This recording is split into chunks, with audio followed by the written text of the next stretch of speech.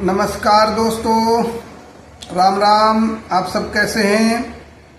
तो आइए आज हम बात करते हैं मकर राशि के लिए 2026 कैसा रहेगा पूरा वर्ष। तो बहुत ही शुभ समय की शुरुआत होने जा रही है मकर राशि के लिए। मकर राशि मित्रों, आप जानते ही हैं कि ये उत्तराषाढ़ नक्षत्र, श्रावण नक्षत्र और धनिष्ठा नक्षत्र से मिलकर बनी है।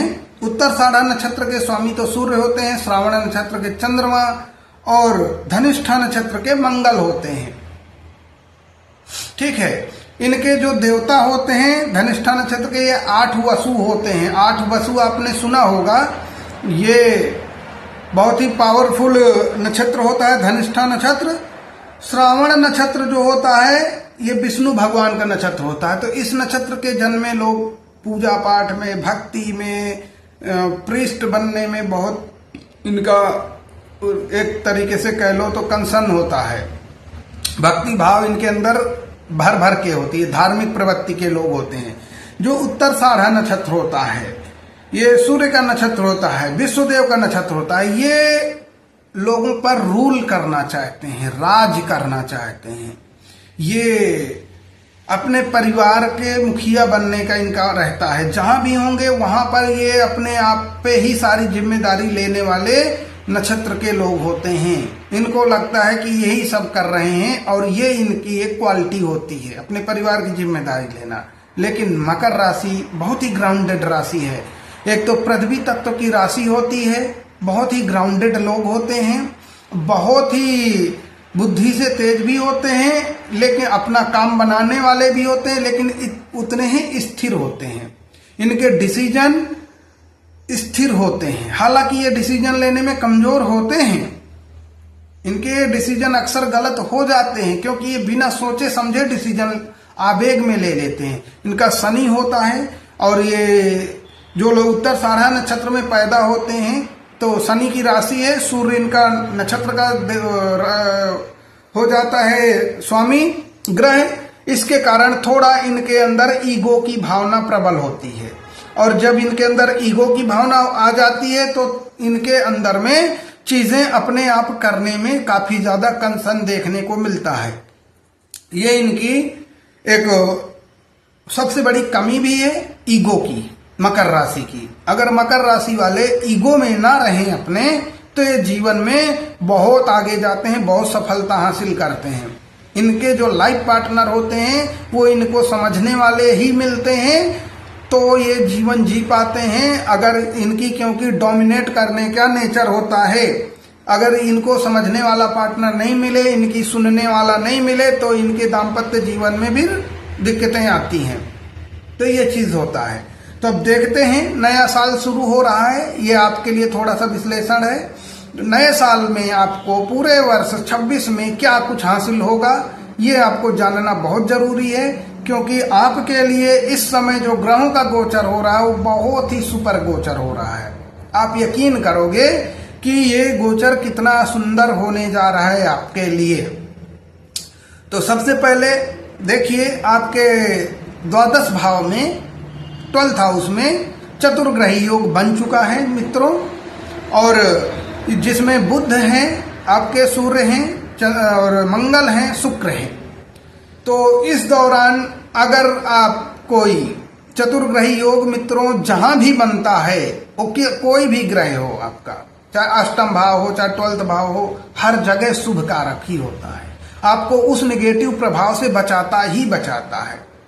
तो इस दौरान आपके 12th हाउस में है, तो आपको अगर विदेश यात्रा करनी है या विदेश से कोई नौकरी हासिल करनी है या विदेश में जाके कोई कंपटीशन देना है, वहां पे आपको सफलता मिलती हुई नजर आ रही है इस दौरान, क्योंकि ये आपके 13 जनवरी तक ये शुभ योग बना हुआ है।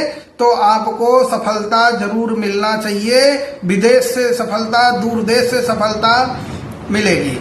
इस समय आपकी वाणी बहुत अच्छी होगी, लेकिन मंगल का साथ मिल रहा है, तो अपने पार्टनर से बातचीत करते समय आपको सावधान रहना होगा। इस दौरान आपने अपने पार्टनर से बातचीत करते हुए सावधान रहना होगा। आपको अपने पैसों के खर्चों पर नियंत्रण रखना होगा, क्योंकि 12th हाउस खर्चों का घर होता है, अस्पताल का घर होता है, विदेश का घर होता है। तो आप विदेश जाने के चक्कर में इस दौरान पैसे बहुत खर्च कर सकते हैं, तो आपको अपने पैसों पर नियंत्रण रखना होगा। आपको 12th हाउस में सूर्यदेव हैं, तो 12th हाउस में सूर्यदेव थोड़ा निगेटिव आपको इफेक्ट देते हैं, मानसिक पीड़ाएं देते हैं, मानसिक बीमारियां देते हैं। तो आपको स्ट्रेस से बचना है, स्ट्रेस नहीं लेना किसी प्रकार का। ये आपको इंडिविजुअल में चीजें बता रहा हूं, अदरवाइज आपके लिए जो चतुर्ग्रही योग बना है वो आपके लिए सफलता का कारक है। अगर कोई आपको बीमारी है, किसी प्रकार की इलाज कराना है, किसी प्रकार की सर्जरी कराना है, वो आपका जरूर होगा। कोई ऑपरेशन कराना है, इस दौरान आपको सफलता मिलेगी ही मिलेगी, आप रोग से मुक्त होंगे ही होंगे। विदेश यात्राएं आपको करनी ही करनी है। 13 तारीख को आपको 13 तारीख तक 13 जनवरी तक आप कहीं ना कहीं यात्रा जरूर करेंगे, घर से दूर आप जरूर जाएंगे। और ये चीज आप अपने बिजनेस, आप अपने कैरियर, आप अपने नौकरी के लिए जाएंगे, ये आपके लिए बहुत अच्छा और शुभ योग है। घूमने फिरने भी कुछ लोग जा सकते हैं ये इस योग में, लेकिन आप कैरियर के लिए जाएंगे तो आपको डेफिनेटली सक्सेस के योग बन रहे हैं। यहाँ पर मित्रों, जो दूसरा और शुभ योग आपके लिए बन रहा है आगे, क्योंकि हम पूरे साल का प्रेडिक्शन देख रहे हैं, तो हम जनवरी फरवरी का तो कम से कम आपको मंथली बताएं, फिर पूरा साल के जो ग्रहों की स्थिति है वो बताएंगे। ये जो 4 ग्रह होते हैं, सूर्य, बुध, शुक्र, मंगल, ये मंथली आपके गोचर करते हैं। अब ये क्या करने जा रहे हैं 24 तारीख को, अभी ये यहाँ 13 तारीख तक 4 चतुर्ग्रही योग है। अब जो अगला टर्म आ रहा है मित्रों, ये नोट करके रख लो मेरी बात, आपको काम आएगी, बहुत ज्यादा काम आने वाली है। अब इनका गोचर होगा 13 तारीख को, शुक्रदेव आपकी राशि में प्रवेश कर जाएंगे स्वतः, और उच्च के होंगे यहाँ पर जाकर, ठीक है। और शुक्र ग्रह विलासिता, धन, वैभव, समृद्धि के कारक, प्रेम के कारक होते हैं। आपके जीवन में नया युग प्रारंभ करेंगे। 14 तारीख को सूर्यदेव प्रवेश कर जाएंगे मकर राशि में, मंगल प्रवेश कर जाएंगे 16 तारीख को। तो यहाँ पर पहले 1 ग्रह, फिर 2 ग्रह, फिर 3 ग्रह, ये बनेगा योग। त्रिग्रही योग रहेगा आपका 16 तारीख से 24 तारीख तक। यहाँ पे आपको सावधानी बरतने की जरूरत है, नहीं तो आपको मान अपमान झेलना पड़ेगा, हानि झेलनी पड़ेगी, ये आपको ध्यान देना है। हालांकि यहाँ पे आपको आर्थिक लाभ होगा उच्च कोटि का, प्रेम संबंधों में मधुरता आएगी आपके, फिर अपमान का जो मैंने बताया वो ध्यान देना है। लेकिन फिर जो चीज आ रही है, अगली घटना ये आ रही है, बुध आपके मकर राशि में 24 जनवरी को प्रवेश करेंगे, और फिर ये 24 जनवरी से शुरू हो गया आपका कालखंड, और फरवरी के मिड तक जाएगा। इस दौरान मित्रों नोट कर लो मेरी बात, 24 तारीख को जो योग बनेगा चतुर्ग्रही, आपके कैरियर में आपको सफलता दिलाएगा, प्रेम संबंधों में सफलता दिलाएगा, नौकरी का कोई एग्जाम दे रहे हैं उसमें सक्सेस मिलेगी, आने वाला है रिजल्ट उसमें सक्सेस मिलेगी, व्यापार में सक्सेस मिलेगी, आपको बहुत ही पावरफुल सक्सेस मिलने वाली है। सूर्य देव का साथ आपको मिलेगा, खासकर उत्तराषाढ़ नक्षत्र में जो जन्मे लोग हैं उनके लिए ये पावरफुल टाइम होगा। मकर राशि वालों, बहुत ही पावरफुल टाइम होगा। 14 जनवरी से 15 फरवरी का जो टाइम होगा आपके लिए बहुत बहुत बहुत शुभ है, इसे नोट कर लो एकदम। क्योंकि शुक्रदेव आज रात 30 तारीख को पूर्व आषाढ़ा नक्षत्र में प्रवेश कर रहे हैं, रात को 10:05 में, और ये 13 जनवरी तक रहेंगे। तो यहाँ पर आपकी आर्थिक स्थिति मजबूत होगी, आपको आपके पार्टनर से लाभ होगा, ठीक है। रिश्तों में मधुरता आएगी, प्रेम बढ़ेगा, आपका भाग्य प्रबल हो। और यही चीज जब ये यहां पर आ जाएंगे ना आपके राशि में उच्च के होके, तो आपके लिए शुभाशुभ हो जाएगा। ये समय आपके लिए उच्च कोटि का समय होने वाला है। मकर राशि, अगर किसी प्रकार का कंपटीशन है, एग्जाम्स है, वो आप दो, सफलता 110% मिलेगी। मुझसे आप चांदी के पात्र में लिखा लो चाहे सोने के पात्र में, मैं गारंटी देता हूं इस बात की। इन डेट पे जो एग्जाम्स आपके पढ़ेंगे, जो मैंने टाइम बता दिया आपको। अब हम बात कर लेते हैं राहु की। तो राहु आपके सेकंड हाउस में बैठे हैं, तो इन्होंने सेकंड हाउस में बैठकर आपका काफी नुकसान कराया है। और काफी नुकसान इसलिए कराया है क्योंकि शनि आपके जो राशि के स्वामी हैं, ये वक्री अवस्था में चले गए थे, तो आपको सरकारी पैसों का लॉस कराया है। जो सरकार से इनकम होनी थी उसमें लॉसेस हुए हैं। लेकिन जब से शनिदेव मार्गी हुए हैं, तब से ये आमदनी में परिवर्तित हो गए हैं। आपके लिए हानि पहुंचाना इन्होंने बंद किया हुआ, क्योंकि ऑलरेडी ये कुंभ राशि में है, शनि की राशि है, तो वहां पे शनि का इफेक्ट पड़ गया, जिसके कारण लॉसेस हुआ। अब ये वही चीज आपकी भरपाई करने वाले हैं। सेकंड हाउस में जब भी बैठता है राहु, बहुत ही उच्च कार्य करता है, आपको सरकारी नौकरी के योग बनाता है। आप अगर शॉर्टकट नहीं लगा रहे हैं, आप अगर मेहनत से जा रहे हैं, तो आपको सफलता डेफिनेटली देगा, स्थायी नौकरी देगा। ये चीज यहाँ पर देखने को मिल रही है। हालांकि आपके अष्टम भाव में केतु बैठे हैं, थोड़ा रुकावटें शनिदेव की, ये राहु की दृष्टि पड़ रही है अष्टम भाव में, तो रुकावटें तो पड़ रही हैं। लेकिन अगर आप पूजा पाठ कर रहे हैं, इस दौरान भक्ति कर रहे हैं, तो आपकी सारी रुकावटें खत्म हो जाएंगी। राहु केतु भक्ति के कारक होते हैं। अगर आप भक्ति करेंगे तो अष्टम भाव का निगेटिव प्रभाव खत्म हो जाएगा। ये आप मेरी बात नोट कर लीजिए, कैसे भी करके आपको भक्ति करना है, पूजा करना है, ईश्वर की शरण में रहना है। अब देखिए शनिदेव महाराज आपके कहाँ गए। शनिदेव महाराज आपके थर्ड हाउस में बैठे हैं, तो भाई बहनों के साथ थोड़ा सा अनबन होने के चांस हैं। उनके साथ छोटे, खासकर छोटे भाई बहनों के साथ, आप मकर राशि हो, डोमिनेट करना आपका नेचर होता है, ईगो दिखाना नेचर होता है, तो छोटे भाई बहनों के साथ थोड़ा बना के रखें, ईगो ना दिखाएं। आपके लिए नए जीवन की शुरुआत का समय है। आपको थोड़ा इस समय संभल के चलना है, खासकर उनको जिनको शनि की या राहु की दशा चल रही है, और जिनकी राहु की दशा और शनि की अंतर दशा चल रही है, उनको और ध्यान देने की जरूरत है मित्रों।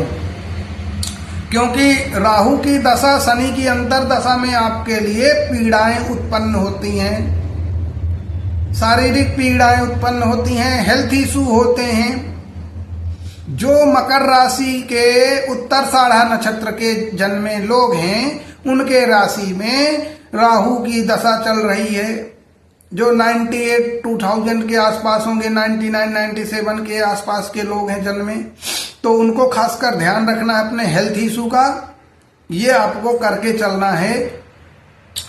अब देखिए यहाँ पर छठे हाउस में आपके बृहस्पति देव बैठे हुए हैं, जो शुभ ग्रह हैं।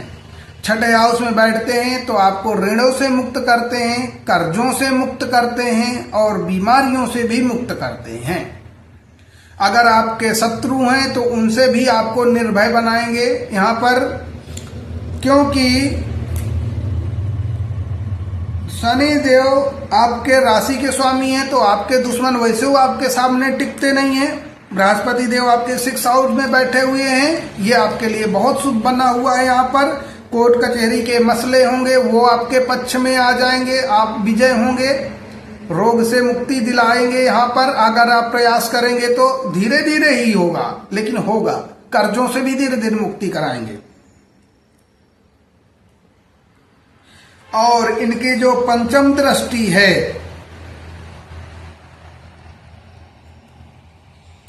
ये पंचम दृष्टि इनकी कहां पड़ रही है? आपके 10th हाउस में। 10th हाउस जो आपके कर्म का भाव है, तो आपके कर्म बहुत शुभ होने वाले हैं। इस दौरान जो भी आप काम करेंगे उसमें आपको सफलता दिलाएंगे बृहस्पति देव। इसके बाद इनकी सप्तम दृष्टि आपके 12th हाउस में पड़ रही है, जहां पहले से चतुर्ग्रही योग बना है, तो ये आपके लिए पंचग्रही योग का काम करेंगे। सप्तम दृष्टि सीधी दृष्टि जब पड़ती है तो आपके लिए बहुत ही शुभ फल मिलने वाला है। और इनकी नवम दृष्टि आपके 2nd हाउस में पड़ रही है, जो इनकम को आपके दर्शा रहा है। बृहस्पति देव के ऊपर एक अंकुश का काम कर रहा है, जिसके कारण आप बहुत ही सही तरीके से इनकम जनरेट करेंगे। अभी 2nd हाउस में आपके राहु बैठने से आप गलत कामों में भी फंसकर इनकम कर सकते थे। जुआ, सट्टा, बिजनेस, व्यापार, कहीं भी गलत तरीके से पैसा कमा सकते थे, नंबर 2 कर सकते थे। लेकिन बृहस्पति देव आपके ऊपर दृष्टि रखे हुए हैं राहु के ऊपर 2nd हाउस में, जिसके कारण राहु गलत काम नहीं करेगा, भयभीत रहेगा गलत काम करने से, आपके अंदर भय उत्पन्न करेगा गलत काम करने से। ये आपके लिए बहुत अच्छा है और जून 2026 तक ये यहीं पर रहेंगे। फिर 2026 जून के मंथ में आपके सप्तम भाव में प्रवेश करेंगे। जब सप्तम भाव में प्रवेश करेंगे तो आपके विवाह प्रस्ताव आएंगे, आपके माता पिता आपके विवाह को स्वीकार करेंगे।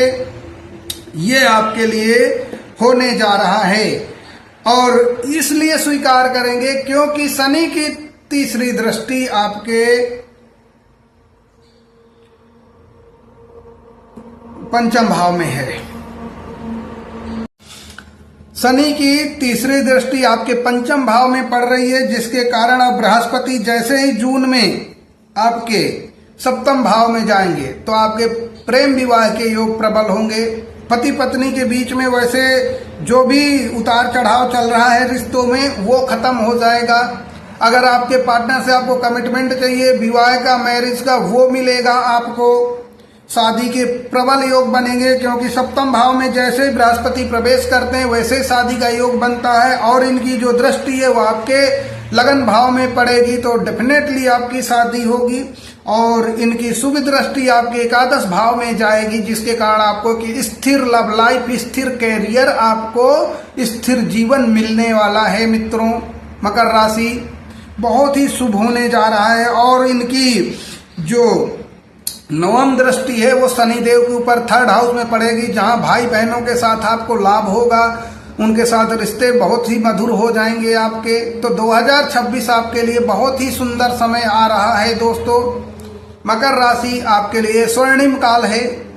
इस राशि को प्रेडिक्शन को आप जरूर देखिए और ये डेट आप याद करके रख लीजिए जो मैंने बताई हैं, आपको जरूर जीवन में सफलता मिलेगी।